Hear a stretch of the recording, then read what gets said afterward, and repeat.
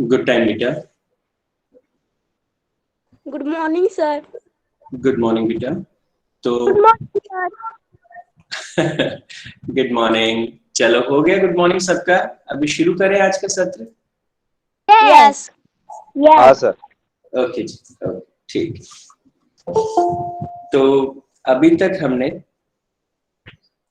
जो बातचीत की थोड़ा सा उसको एक बार क्विकली रिव्यू कर लेते हैं।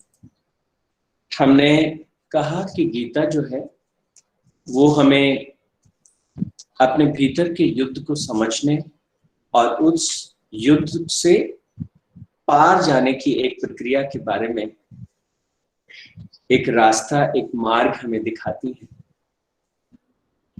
गीता में जो पात्र हैं उनको हमने कहा कि वो हमारे भीतर की जो अलग अलग वृत्तियां हैं, जो हमारी शक्तियां हैं, जो हमारी कमजोरियां हैं, उनके वो प्रतीक हैं। और अभी हमने कल जिस श्लोक के बारे में बात की थी, हमने पांडवों के सेनापति कौन है और वो थोड़ी सी बात हमने की। आज हम थोड़ा सा एक स्टेप आगे चौथे से छठे श्लोक के ऊपर थोड़ा ध्यान देंगे। और यहाँ पर जो पांडवों की सेना है, उस सेना के जो मुख्य योद्धा, जो वॉरियर्स हैं, उनके बारे में थोड़ा वर्णन है। तो अर्जुन जो है, जैसे कल थोड़ी सी बात हुई थी, वो हमारी आत्म नियंत्रण की शक्ति का प्रतीक है।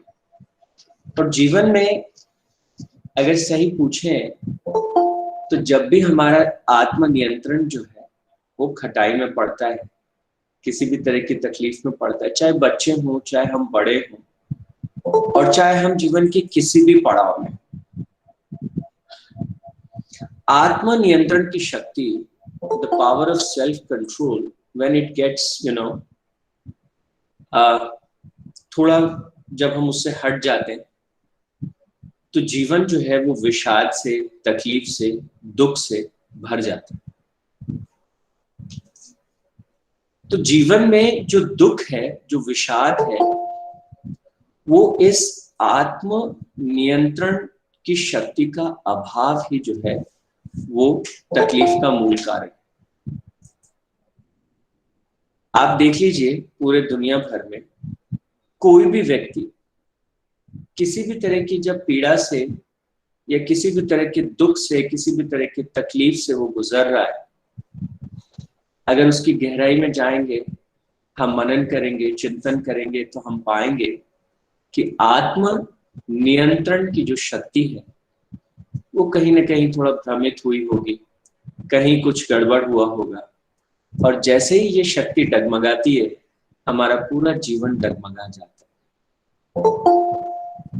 तो ये आत्म नियंत्रण की शक्ति वापस कैसे अपने केंद्र पर मेंटेन रहे, कैसे ये टिकी रहे, उसके बारे में हम थोड़ा सा चर्चा करेंगे। अगर हम ध्यान से देखें तो ये आत्म नियंत्रण की जो शक्ति है, अभी तक जो हमने मुख्य शक्तियों की बात की, हमने कहा कि इंसान का मन अंधा है और उस अंधे मन को सही दिशा देने के लिए हमारे पास है आत्म निरीक्षण की शक्ति, कि हम अपने आप को भीतर देखें कि क्या चल रहा है। और लगातार जब हम आत्मनिरीक्षण करते जाते हैं तो हमें अपने भीतर की सकारात्मक और नकारात्मक दोनों तरह की प्रवृत्तियां दिखाई देने लगती हैं। वो आत्मनिरीक्षण जो है धीरे धीरे हमें आत्मबोध की तरफ लेके जाता है। वो हमारे भीतर एक हल्का सा ज्ञान का प्रकाश जो है वो जगाता है, वो हमें सेंसिटाइज करता है, वो हमें अवेयर करता है what is right, what is correct. और जब हम जो सही है उसे चुनने लगते हैं, जो सही है जब हम उसका चुनाव करने लगते हैं, तो जो आत्म नियंत्रण है वो अपने स्थान पर आने लगता है। पर इसमें साथ ही साथ ये जो चुनाव की प्रक्रिया है, ये इतनी आसान नहीं है। आपने देखा होगा कि सारा झगड़ा तो चुनाव का है। जब भी हम कुछ करना चाहते हैं, हमारे भीतर की दोनों प्रवृत्तियां, जो हमारे भीतर अच्छा है वो कहेगा कि ये किया जाना चाहिए, दिस इज द बेस्ट। जो हमारे अंदर थोड़ा अच्छा नहीं है वो कहेगा कि नहीं, ये इसका ऑल्टरनेट है, ये विकल्प है। मैं आपको एक छोटा सा उदाहरण देता हूँ। हमारे यहाँ एक बच्चा स्कूल में पढ़ता है, ईशांक उनका नाम है। तो एक बार ईशांक की मदर का प्रिंसिपल मैम के पास फोन आया कि मैम आप ईशांक को इतना अच्छा इंसान भी मत बनाओ कि कल को ये दुनियादारी में मात खा जाए। तो हमें अच्छा होने में भी एक तरह का संकोच है, अच्छा होने में भी हमको एक तरह का डर है, एक तरह का भय है कि अगर मैं अच्छा इंसान बनूंगा तो समाज के लोग पता नहीं मेरा क्या करेंगे, people will exploit me like anything. तो ये जो छोटी सी बात है कि अगर हम आत्मनियंत्रण हमारे भीतर है, और वो आत्मनियंत्रण कब स्टेब्लिश होता है, तो थोड़ा सा आप एक चीज देखिएगा कि अर्जुन का भगवान के साथ ये जो संवाद है, कृष्ण जो है वो किसको सिंबलाइज करते हैं? तो भगवान कृष्ण जो है वो हमारे भीतर के जो अंतर ज्ञान है, हमारे भीतर जो एक कॉस्मिक इंटेलिजेंस है, हमारे भीतर जो एक वैश्विक, जो एक बुद्धि कहना चाहिए या एक वैश्विक चेतना कहना चाहिए, वो उसका प्रतीक है। क्या सचमुच हमारे भीतर एक कॉस्मिक इंटेलिजेंस काम करती है? मैंने बहुत बार, कई बार इसके बारे में आपसे जिक्र किया है। कोई भी आज हमारे पास जितनी टेक्नोलॉजी है, जितना हमारे पास साधन है, कोई तरीका नहीं कि हम एक सेब को उठाएं और कोई टेक्नोलॉजी का इस्तेमाल करें और वो सेब इंसान बन जाए। कोई टेक्नोलॉजी हमारे पास नहीं। लेकिन आप ध्यान से देखें तो प्रकृति ने हमारे भीतर एक कमाल की इंटेलिजेंस, एक कमाल की शक्ति हमारे भीतर कोर में रख दी है। जब हम एक एप्पल खाते हैं तो वो एप्पल 3 घंटे बाद, 4 घंटे बाद आपके शरीर में रूपांतरित हो जाता है। वो फल जो है वो आपकी त्वचा में, आपके ब्लड में, आपके बोन्स में, आपके आंखों में, हर पूरे शरीर में वो सेटल डाउन हो जाता है। अब आप सोचिए कि उसके पीछे कितनी गहरी इंजीनियरिंग काम करती होगी, उसके पीछे कितनी गहरी इंटेलिजेंस काम करती होगी, किस प्रकार से वो पूरे एप्पल का एक एक एटम जो है आपके शरीर में विभक्त होता है, और वो जो उसके अणु और परमाणु हैं उस लेवल पर जाके जब वो पूरा विखंडित हो जाता है, पूरा जो है वो छोटे से छोटे न्यूट्रिएंट्स में कन्वर्ट हो जाता है, और फिर उनको जो है दोबारा से रिकंस्ट्रक्शन की प्रोसेस में लाया जाता है, और किस प्रकार के प्रोटीन उससे बनेंगे, किस तरह के कार्बोहाइड्रेट्स की बॉडी को जरूरत है, बॉडी को कहाँ क्या जरूरत है, उस चीज को वहां तक जो है वो दे दिया जाता है। तो एक बहुत ही कमाल की इंटेलिजेंस जो है वो हमारे भीतर काम करती है, और हमारे भीतर और बाहर चारों तरफ वो काम करती है। एक बहुत अद्भुत चेतना, एक अद्भुत इंटेलिजेंस। तो वो जो हमारे भीतर की जो चेतना, जो इंटेलिजेंस है, जिसे हम, जो हमारे भीतर की एक ज्ञान के रूप में रहती है, एक समझ के रूप में रहती है, वो जो हमारे, जिसको, वो जो हमारे भीतर अंतर ज्ञान की शक्ति है, भगवान कृष्ण जो है वो उनका प्रतिनिधित्व करते हैं, उनके प्रतीक रूप में हम बात करते हैं। तो जब हमारी आत्मनियंत्रण की शक्ति जो है वो कहती कि मुझसे हो नहीं रहा, I am not able to handle this all, I am not able to control things, तो कई बार जो है जब वो डगमगा जाती है और जब हमको लगता है कि जीवन मेरे नियंत्रण से बाहर जा रहा है और मेरे बस की बात नहीं है, तो हमारे भीतर एक परिवर्तन घटित होता है। और वो क्या हो सकता है, एक वी जस्ट सेटल डाउन, मुझसे नहीं हो रहा, आई एम लाइक दिस, मुझसे नहीं होगा, मैं तो ऐसा ही हूं, मुझे तो यही अच्छा लगता है। तो जीवन में आपने नोटिस किया होगा लगातार हमारे जीवन जो है व्यवस्था से अव्यवस्था की ओर जाता है। हर चीज, आप किसी भी चीज को पकड़ेंगे, उसे उसकी साधना करने की कोशिश करेंगे, आप उसे आदत में धीरे धीरे वो अव्यवस्था की ओर जाता है। जीवन का जो एक प्रवाह है वो व्यवस्था से अव्यवस्था की तरफ जो है एक प्रवाह है।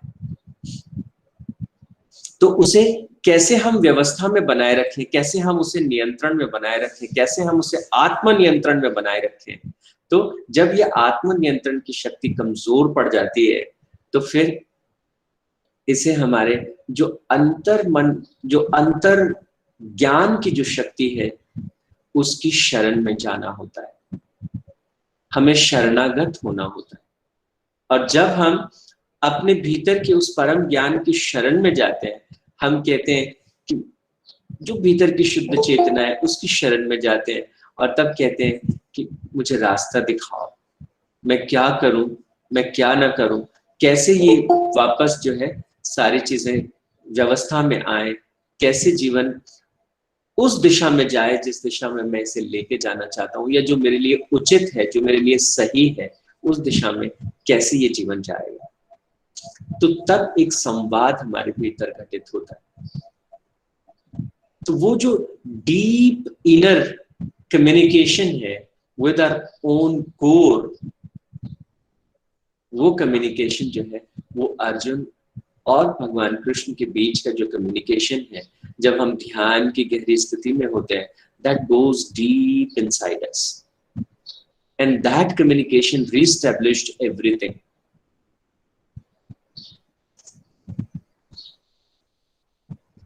तो जैसे हम कहते हैं कि भगवत गीता ब्रह्म विद्या का ग्रंथ है, और ब्रह्म जो है वो किसको रिप्रेजेंट करते हैं, तो जब भी हम ब्रह्म शब्द को जब खोल के पढ़ते हैं तो ब्रह्म किनको कहेंगे हम ब्रह्म, कि वो हमारा जो सेल्फ है। तो ब्रह्म विद्या अगर इसको हम ट्रांसलेट करेंगे तो this is Vidya of self, आत्म की विज्ञान को जो है हम ब्रह्म विद्या कहेंगे। जब हम पूरी तरह से अपने आप को जान जाते हैं, जब हम पूरी तरह से अपने आप को समझ जाते हैं, जब पूरी तरह से हम अपने सिस्टम को समझ जाते हैं, तो हम इस विद्या में स्टैब्लिश हो जाते हैं।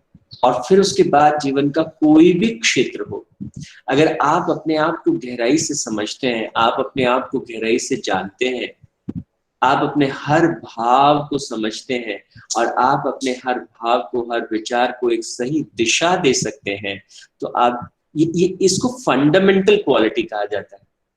ये मुझे लगता है हर स्कूल, हर कॉलेज, हर एजुकेशन इंस्टीट्यूशन का सबसे मेन कर्तव्य है कि वो बच्चे को सबसे पहले उस अपने भीतर के अंतरतम से कनेक्ट करे, उसे अपने साथ कनेक्ट करे और उस बच्चे को सिखाए कि कैसे वो अपने जीवन को एक सही दिशा दे पाए। और ये जब सिखा दिया तो उसके बाद आप बच्चे को सारे सब्जेक्ट सिखा सकते हैं।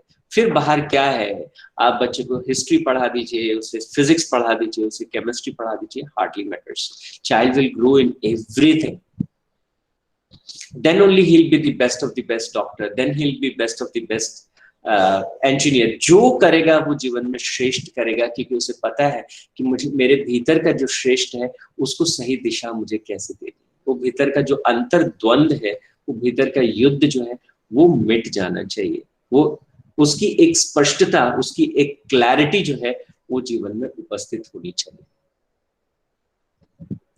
तो हम कैसे इस आत्म नियंत्रण को प्राप्त हो सकते हैं, तो अगर ध्यान से इस बात को हम समझें तो इसके लिए हमको शरणागत होना होगा, इसके लिए हमको अपने भीतर एक शिष्यत्व के भाव को प्रकट करना होगा, इसके लिए हमें अपने भीतर के सारे जो सकारात्मक शक्तियां हैं उनको हमें एक एक करके पहचानना होगा, अपने भीतर की सारी पॉजिटिविटी को हमें जो है वो पहचानना होगा। जब वो पॉजिटिविटी से हम कनेक्ट कर पाएंगे, जब हम उससे जुड़ पाएंगे, तो जो है एक मैजिक वो जीवन में घटित होता है। हम हमेशा अपने भीतर जो है कुछ ना कुछ है ना कमियों को देखते रहते हैं, नोटिस करते रहते हैं। अच्छी बात है, हम उनको भी देखें, लेकिन अपने भीतर की जो शक्तियां हैं हम उनको देखें। तो यहाँ पर अगर थोड़ा सा योग शास्त्र की बात करें तो योग शास्त्र में भी पतंजलि जो है वो हमारे भीतर की नकारात्मक और सकारात्मक दोनों तरह की शक्तियों की बात करते हैं। तो यहाँ पर 13 जो हमारे भीतर के पॉजिटिव पावर्स हैं उनके बारे में पहले अध्याय में भगवान श्री कृष्ण बात करते हैं, और उसके बाद जब वो कौरवों की सेना की बात करते हैं तो वहां पर भी जो हमारे भीतर की जो नेगेटिव पावर्स हैं उनके बारे में भी वो चर्चा करते हैं।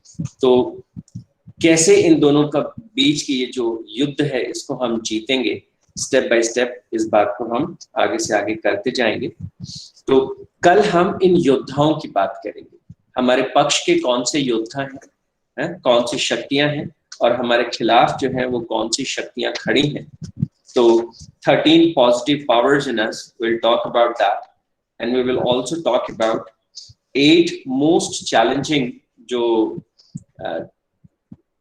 जो नेगेटिव फोर्सेस जिनको कहना चाहिए सॉर्ट ऑफ, तो वो हमारे भीतर जो है कैसे है। और एक बात और भी है, अक्सर कुछ लोग कहते हैं कि ये नकारात्मक शक्तियां क्यों हैं हमारे भीतर, तो शायद इस बात को आप समझेंगे कि धरती पे चलने के लिए भी हमको थोड़े से संघर्ष की जरूरत पड़ती है। अगर वो फ्रिक्शन नहीं हो, वो संघर्ष नहीं हो, तो खड़ा रहना मुश्किल है, एक कदम भी आगे बढ़ पाना मुश्किल है। तो प्रकृति ने इन नकारात्मक शक्तियों का भी एक सकारात्मक पक्ष है, ये हमको थोड़ा सा देखना चाहिए, और इसके बारे में हम थोड़ी और बात करेंगे। तो आज के सत्र के लिए इतना ही। जस्ट फोकस कि आत्मनियंत्रण जो है हर छोटी बड़ी चीज में वो अपने स्थान पे बना रहे, और जब भी वो थोड़ा सा डगमगाए तो जो है हमें अपने अंतर ज्ञान की शरण में जाना चाहिए, हमारे भीतर जो कृष्ण है उनकी शरण में हमको जाना चाहिए। So this is all for a day. कल हम हमारे भीतर के जो 13 पॉजिटिव पावर्स हैं, 5 पांडव किनका प्रतिनिधित्व करते हैं और उनकी सेना के मुख्य सेनानी कौन है, वो कौन सी सकारात्मक शक्तियां हैं, उनके विषय में हम बात करेंगे। आज के लिए इतना ही। So thank you so much to all of you. Bye sir. Bye बेटा। Bye sir. Bye bye sir. Bye sir. Bye sir. Thank you sir. जय